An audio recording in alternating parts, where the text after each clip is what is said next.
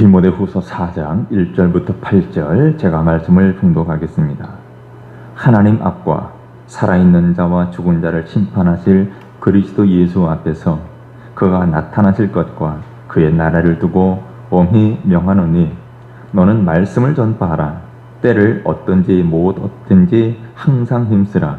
범사에 오래 참음과 가르침으로 경책하며 경계하며 권하라. 때가 이르리니 사람이 바른 교훈을 받지 아니하며 귀가 가려워서 자기의 사욕을 따를 스승을 많이 두고 또 그 귀를 진리에서 돌이켜 허탄한 이야기를 따르리라.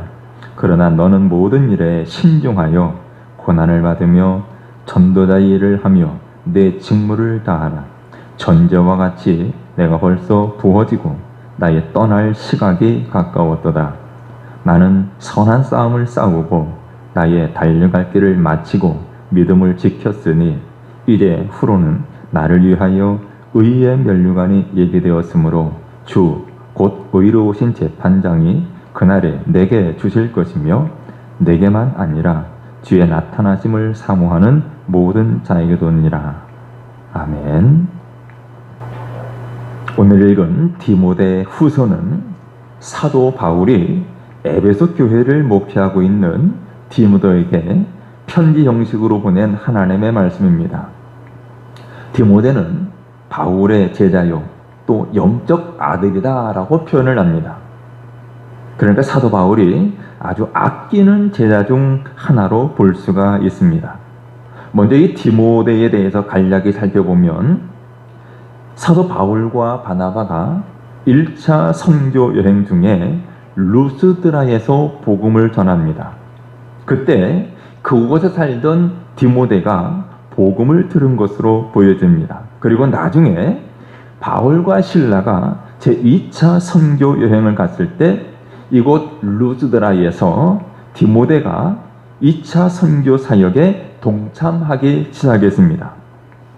이 디모데는 어머니 유니게가 유대인이고 아버지는 그의 이름이 나타나지 않지만 헬라인이었습니다. 그는 외할머니 로이스와 어머니 유니게로부터 어릴 때부터 성경을, 즉 구약 성경을 배우고 자랐습니다. 그리고 이제 사도 바울로부터 복음에 대하여 또 예수 그리스도에 대하여 배우고 훈련을 받았습니다. 그 후 디모데는 목회자가 되었고 아시아의 대표적인 도시인 에베소에서 에베소 교회의 목회를 감당하게 된 것입니다. 한편 이 바울은 복음을 전하다가 예루살렘에서 체포되어서 로마로 위송되었고 그곳에서 재판을 받게 됐습니다. 1차 투옥 후에 잠시 풀려났다가 2차 투옥이 되어서 결국은 순교를 하게 되었는데 바울은 주후 64년경에 로마 황제인 네로 때에 순교를 하게 되는데 그가 죽기 전에 이 디모데 후서를 남긴 것입니다. 바울은 이 디모데 후서를 통해서 에베소 교회를 목회하는 디모데에게 꼭 해야 할 일, 디모데가 반드시 이루어야 되고 해야 할 아주 중요한 일이 무엇인가에 대해서 말씀을 하고 있습니다. 자, 오늘 본문에 그중 하나가 말씀을 전파하라라는 것입니다. 디모데가 힘써 해야 할 일, 디모데가 반드시 해야 할 일, 그것은 바로 말씀을 전파하는 것입니다. 본문에 말씀을 전파하라 그랬는데 여기 말씀을 전파하라는 말은 두 가지 의미입니다. 하나는 설교를 하라라는 거죠. 강단에서 말씀을 선포하는 것을 말하고 또 한 가지는 복음을 전파하라. 다시 말하면 불신자들을 대상으로 해서 복음을 전하는 전도하라는 것을 의미하기도 합니다. 그래서 말씀을 전파하는 것, 설교하는 목회자는 이와 같이 항상 정한 시간에 말씀을 전해야 되고 전도도 마찬가지입니다. 목회자뿐만 아니라 성도들은 때를 얻든지 못 얻든지 항상 전도해서 하나님 말씀을 전하고 복음을 전파해야 합니다. 바울 사도는 이 복음 전파가 얼마나 엄중한가에 대하여 말씀을 하고 있는데 1절에 보면 이렇게 말씀합니다. 하나님 앞과 살아있는 자와 죽은 자를 심판하실 그리스도 예수 앞에서 그가 나타나실 것과 그의 나라를 두고 엄히 명하노니 라고 말합니다. 엄히 명한다 그랬죠. 그만큼 중요한 일이라는 겁니다. 그런데 그는 앞에 단서를 붙였습니다. 하나님 앞에서 명한다 라고 말합니다. 하나님 앞에서. 이 말씀은 사도 바울의 어떤 개인적인 생각이나 개인적인 열정으로 말하는 것이 아니라는 것입니다. 복음 전파는 살아계신 하나님의 명령이다라는 것이죠. 그리고 두 번째로 심판주가 되시는 예수 그리스도 앞에서 명한다라고 말합니다. 우리 주님께서 마지막에 심판하실 것입니다. 어떤 자를? 살아있는 자와 죽은 자, 즉 믿는 자와 믿지 않는 자를 심판하십니다. 더불어서 성도들도 우리 주님을 위해서, 복음을 위해서 얼마나 헌신했는지를 심판하실 것입니다. 말씀을 전파와 복음 전파를 위해서 얼마나 힘썼는지를 심판하실 것입니다. 예수님께서 우리에게 복음 전파를 명하셨습니다. 온 천하에 다니며 만민에게 복음을 전파하라고, 땅 끝까지 이르러 내치기는 데라고 말씀하셨습니다. 여러분, 예수님께서 다시 나타나시는 날, 즉 예수님께서 다시 오시는 그날까지가 복음을 전할 수 있는 기간입니다. 우리가 살아있는 시간이 복음을 전할 수 있는 시간이고, 우리가 살아있는 그 기간이 복음을 전할 수 있는 기간입니다. 그래서 사도 바울은 이와 같이 엄히 명령하고 있는 것입니다. 여러분, 복음을 듣고 예수님을 믿고 세례를 받는 사람은 구원을 받을 것이지만, 믿지 않는 사람들은 영벌의 심판을 받을 것입니다. 그런데 복음을 전파하는 자가 있어야 복음을 들을 수가 있습니다. 복음을 들어야만 믿음을 가질 수가 있고, 믿어야만 구원을 받을 수가 있습니다. 그러므로 우리가 복음을 전하는 것은 영혼을 살리는 일입니다. 복음을 전하는 것은 죄와 사망 가운데 있는 사람들을 구원하는 일입니다. 그러므로 복음을 전파하는 것은 매우 가치 있는, 그리고 반드시 감당해야 되는 하나님의 거룩한 명령이며 위대한 사명이라는 것을 반드시 기억하고 믿으시기를 바랍니다. 자, 그럼 우리가 어떤 자세로 말씀을 전파해야 합니까?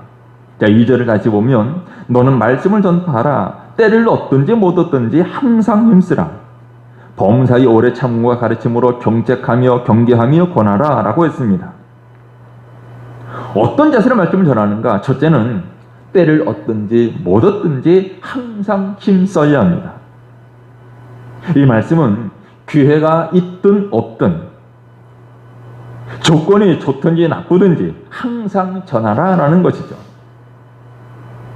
우리는 사람들이 듣든지 아니 듣든지 말씀을 전해야 합니다. 우리 예수님께서는 회당에서, 바닷가에서, 길가에서, 산에서, 또 집안에서 말씀을 전하셨습니다. 때로는 파도치는 배 안에서 말씀을 전하시고, 십자가 위에서도 말씀을 전하셨습니다. 사도 바울도 강가에서, 때로는 난파선 속에서, 그리고 돌을 던지는 무지한 군중들 앞에서 말씀을 전했습니다. 심지어는 감옥에서도 말씀을 전했고, 왕들을, 또 총독 앞에서도 말씀을 전파했습니다. 그러면 여러분, 기회가 있든 없든, 조건이 좋든 나쁘든 항상 말씀을 전하시기를 바랍니다. 두 번째, 우리가 어떤 자세로 말씀을 전하는가? 범사에 오래 참음과 가르침으로 경책하며 경계하며 권하라 그랬죠. 우리는 여러 모양으로 힘써야 됩니다. 범사에 오래 참으라 그랬죠. 우리가 말씀을 전파한다고 해서 사람들이 그 말씀을 다 기쁨으로 듣고 받아들이는 것이 아닙니다. 어떤 사람들은 말씀을 들을 때 반발하고, 또 대적하고, 불순종하고 외면합니다. 때로는 말씀을 전해도 변하지 않는 사람들을 보면서 실망하고 포기하고 그만두고 싶은 그런 유혹들이 일어나죠. 그럼에도 불구하고 우리는 인내하면서 포기하지 말고 전하고 가르쳐야 합니다. 하나님께서 일하실 때까지 오래 참고 기다려 주어야 합니다. 그리고 어떤 사람들은 책망하기도 하고 경계하고 권면해야 합니다.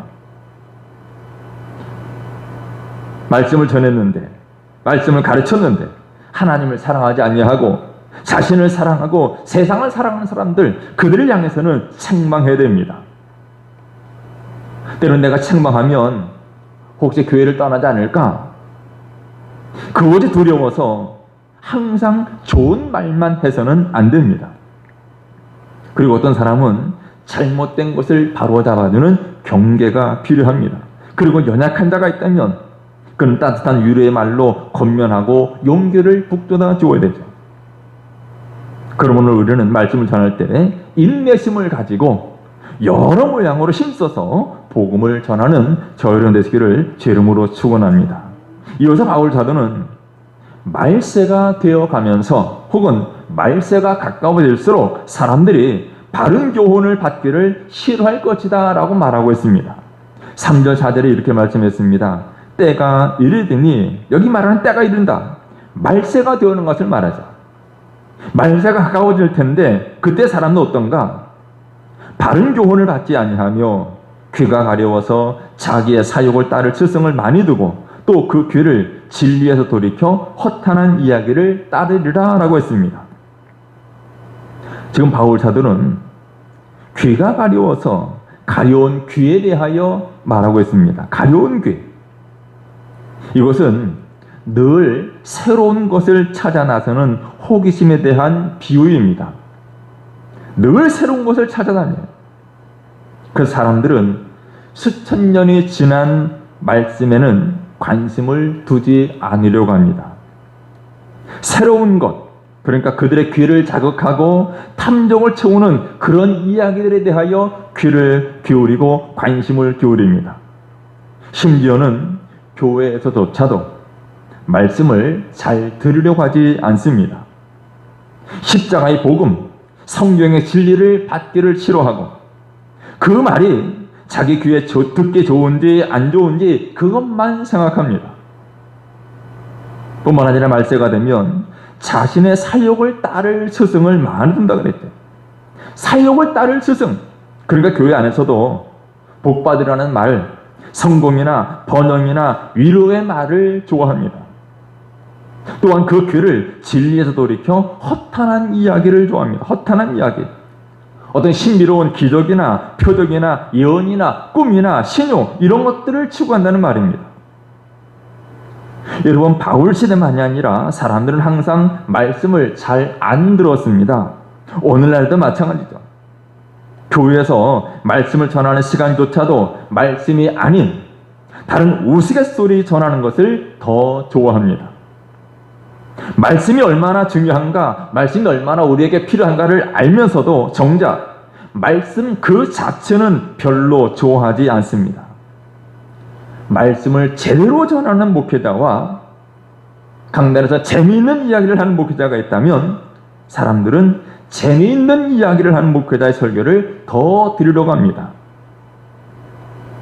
여러분, 우리는 하나님의 말씀을 듣기를 좋아하고 들은 그 말씀 따라야 합니다. 그리고 나아가서 우리는 이 말씀을 때를 얻든지 못 얻든지 바른 교훈인 예수 그리스도의 복음, 십자가와 부활의 복음을 전하는 데 힘써야 합니다. 자, 말씀을 전하는 두 번째 자세는 어떤가 하면 고난 가운데서도 전도자의 직무를 감당해야 됩니다. 자, 5절을 보면 이렇게 말씀합니다. 그러나 너는 모든 일에 신중하여 고난을 받으며 전도자 일을 하며 내 직무를 다하라 라고 했습니다. 바울 사도는 에베소 교회 목회자인 디모데에게 모든 일에 신중하라 라고 말합니다. 신중하라. 여기 신중하다라는 말의 원래의 뜻은 술에 취하지 말라는 것입니다. 술을 삼가라라는 뜻입니다. 그러니까 이 말은 술 취하거나 방탕한 것에 빠지지 말라, 그런 의미입니다. 그래서 오늘날에도 우리 그리스도인들은 술을 마시지 않을 것을 권합니다. 어떤 사람은 한두 잔 마시는 것 어떠냐라고 말하는데 그러나 그렇게 하다 보면 더 마시게 되고 이성을 잃게 되고 방탕하게 되고 결국 실수하게 되고 그리스도인으로서의 위신을 잃게 됩니다. 하나님의 영광을 가리게 되고, 물론 술을 마신다고 해서 천국에 못 가는 것은 아니지만 그러나 그 일로 하나님의 영광을 가리게 해서는 안 됩니다. 그래서 지금 이 말 디모데를 향해서 모든 일에 신중하라, 이 말은 꼭 술뿐만이 아니라 모든 일에 경건해야 된다라는 말입니다. 모든 일에 경건하라. 그래서 전도자의 일을 잘 감당하라는 거죠. 비록 고난 가운데서도 전도자의 직무를 다하라는 것, 멈추지 말라고 했습니다. 여러분, 우리가 살아가는 과정에서 평탄할 때도 있지만 때로는 고난에 처할 수도 있습니다. 하지만 우리는 고난을 각오하고 십자가의 복음을 전해야 합니다. 고난 중에서도 전도자의 책임을 다해야 합니다. 며칠 전에 어느 목사님이 단톡방에 군에 간 아들이 보내온 소식을 올렸는데 큰 감동을 받았습니다. 자, 내용을 간추려서 읽어드립니다. 6월 5일에 입대한 지가 엊그제 같은데 오늘 수료식을 가졌습니다. 입대하기 전 하나님께서 주신 마음은 오직 한 가지였습니다.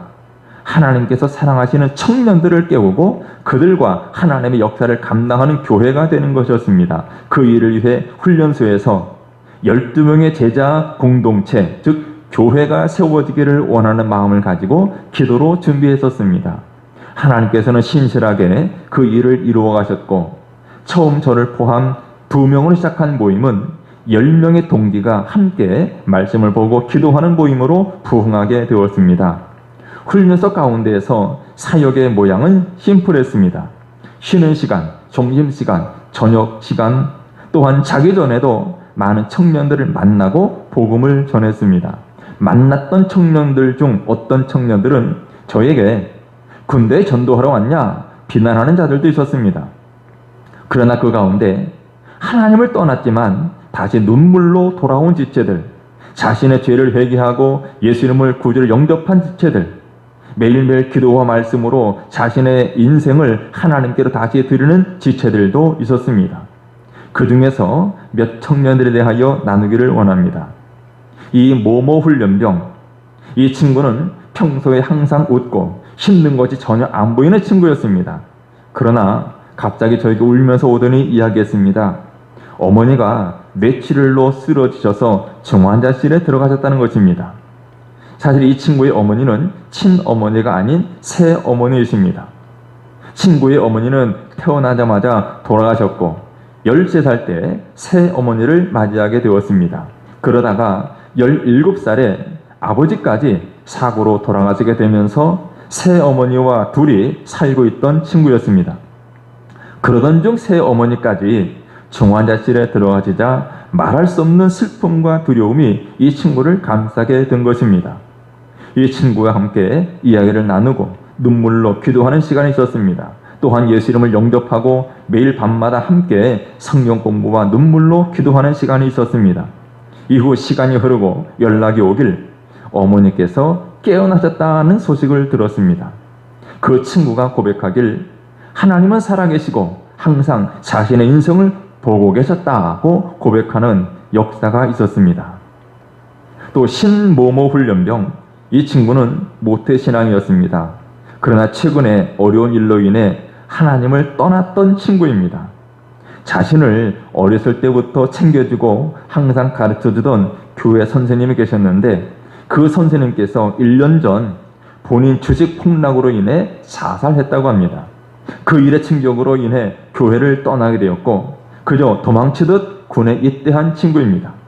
처음 만나서 그 친구와 이야기를 나누고 지속적으로 마음을 나누는 시간을 갖자 마음이 조금씩 열리기 시작했고 자신이 가지고 있던 고민과 하나님을 향한 오해들도 조금씩 풀려가기 시작했습니다. 매일 밤마다 같이 말씀을 읽고 기도하고 하나님께 나아가는 시간을 가졌습니다. 이제 수료식이 끝나고 후반기 교육을 위해 출발하게 됩니다. 그곳에도 갈급한 청년들, 하나님께서 준비하신 청년들이 있습니다. 말씀과 기도로 하나님께 인도하길 원합니다. 그래서 이 시대에 부흥을 보기를 원합니다.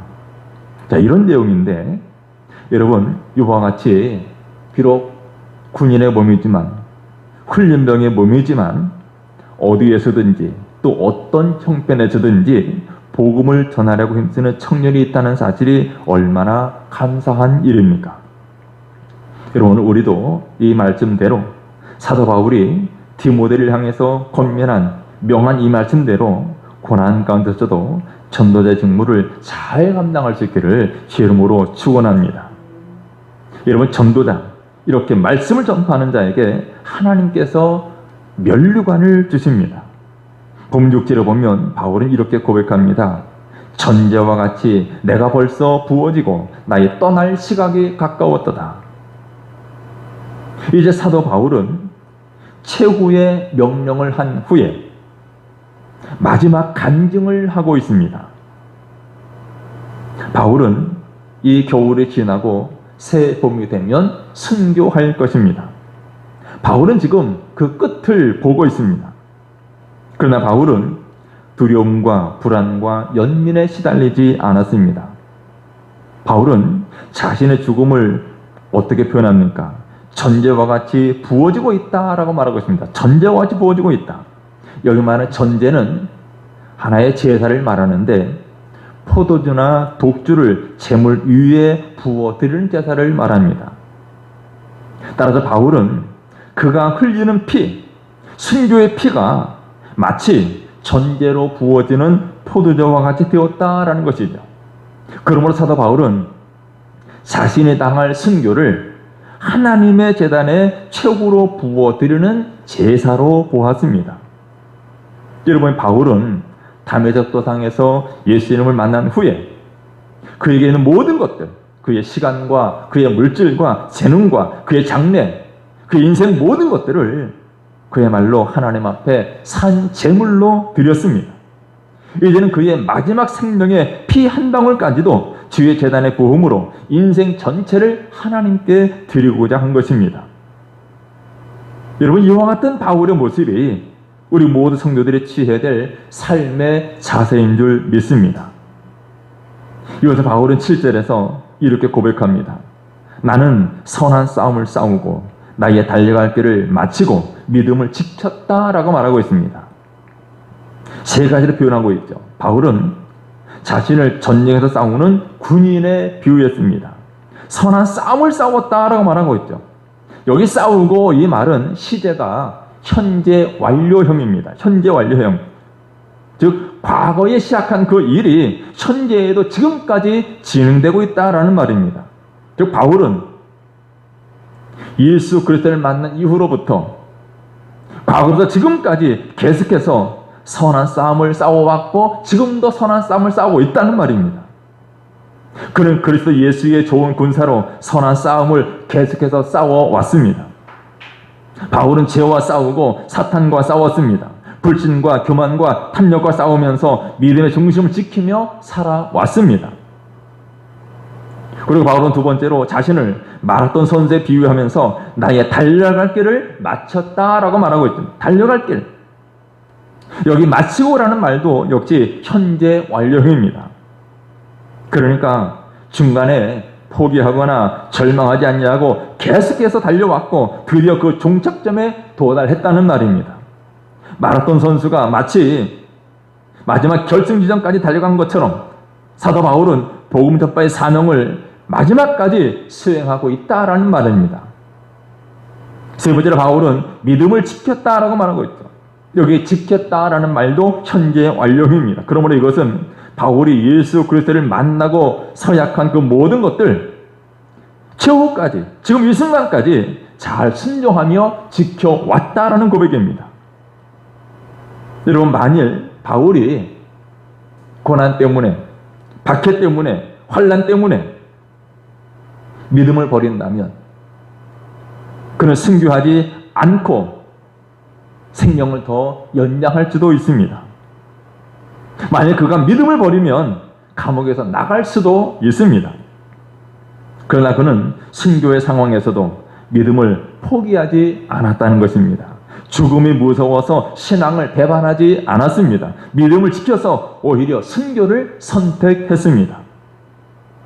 여러분, 사탄은 우리에게 고난을 통하여, 때로는 유혹을 통하여 우리 믿음의 길을 가지 못하도록 방해합니다. 그러나 우리는 이런 방해를 이기고 끝까지 믿음의 길을 가야 합니다.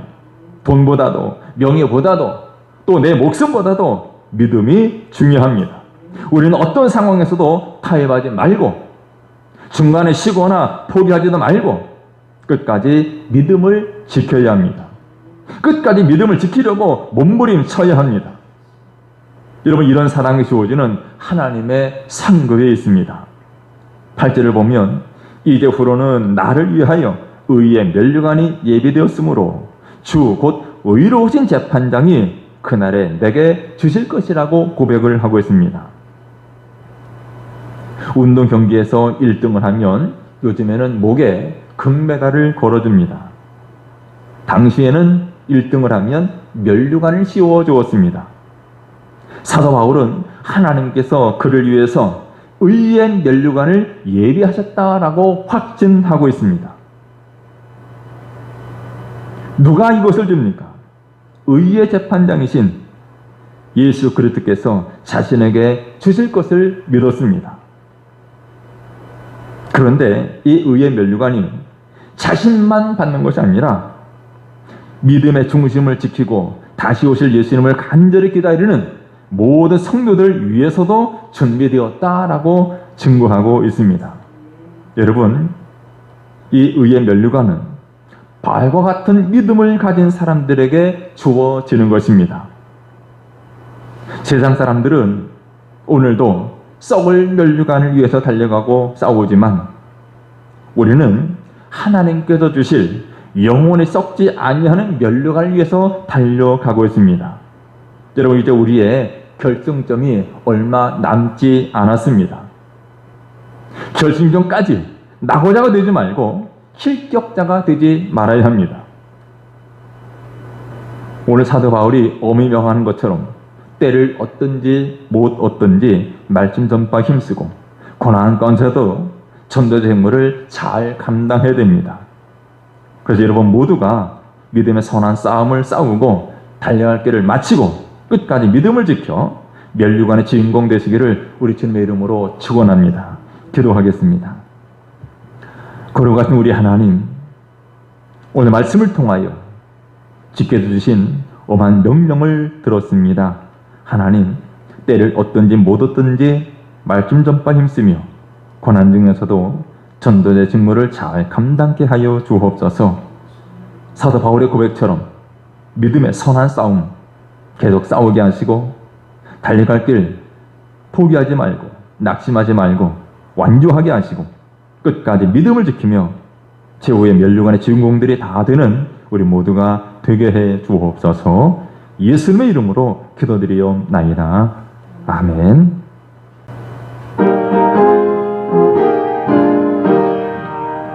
맹군 나팔 소리에 주의 호령 났으니 십자가의 군기를 높이 들고 나가세. 선한 싸움 다 싸우고 의의 면류관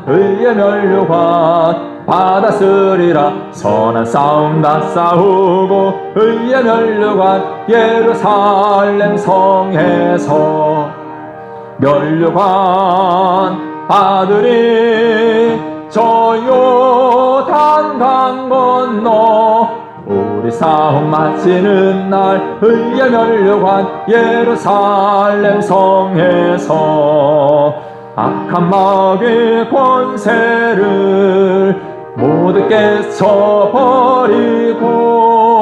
승리하신 주님과 승전가를 부르세. 선한 싸움 다 싸우고 의의